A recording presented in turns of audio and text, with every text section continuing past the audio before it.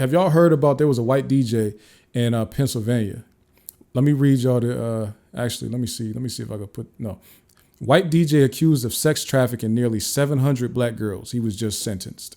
Did y'all hear about that? Sex trafficking 700 young black women and some children. Let me just read for y'all. Oh, I said Pennsylvania. A South Carolina man received a reduced sentence after pleading guilty to having sex and prostituting hundreds of black girls.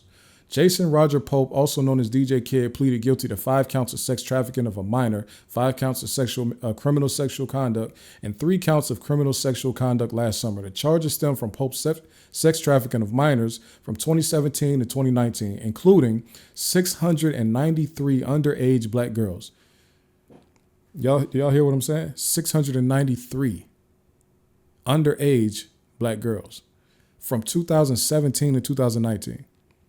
2 years, almost 700 of our black youth. Prosecutor said Pope also intentionally infected one of the victims with HIV. Do y'all hear what I'm saying? Prosecutor said Pope intentionally infected one of the victims. So listen, let's keep reading. Pope was sentenced to 30 years in prison, but the sentence was suspended to 19 years following the release from prison. Pope will be on a sex offender probation for 5 years as a special sex offender agent's monitoring. Shout out to whiteness. You sex trafficked almost 700 people, gave one of them HIV, and you only got 30 years. That judge was on cocaine. How? He only got 30 years. And then they fought and got it reduced to 19 or suspended to 19. So, and that suspended thing is like important because on paper, that's still a 30-year sentence, but they're going to say 11 of it is suspended sentence. And then 19 you have to do in prison. So they play those type of games so they can look at it like, oh, we got a 30-year sentence out of them. But really, y'all gave that man, even 30 years is too light for 600 sexual assault victims. Sex trafficking, like this is 600 underage girls. So there's no explanation for this. It's just the only explanation is white. That's the only explanation.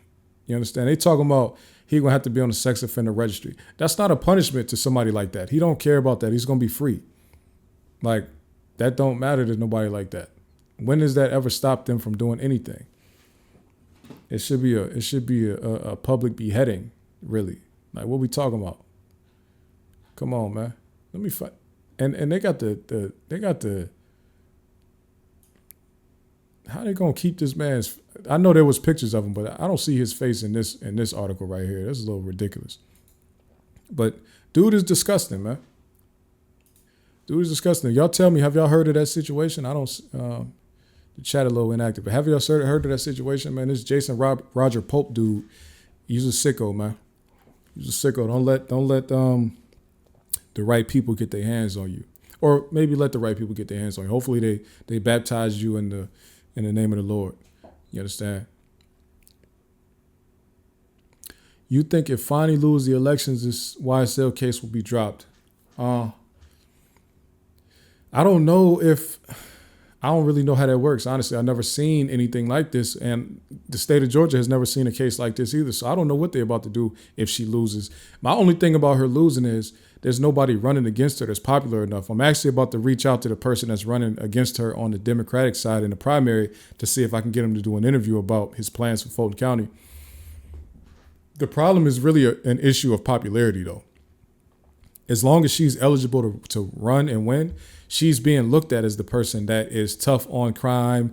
She's been tough on Trump. It's looking like it's being painted like they've been attacking her for going after Trump. So even some of the negative stuff that's being said about her, people don't believe it anyway because they think she's only being attacked like this because she went at Trump.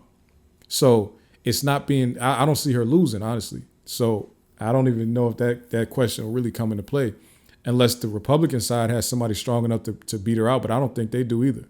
So Fulton County is overwhelmingly not overwhelmingly. Fulton County is dominated by black voters.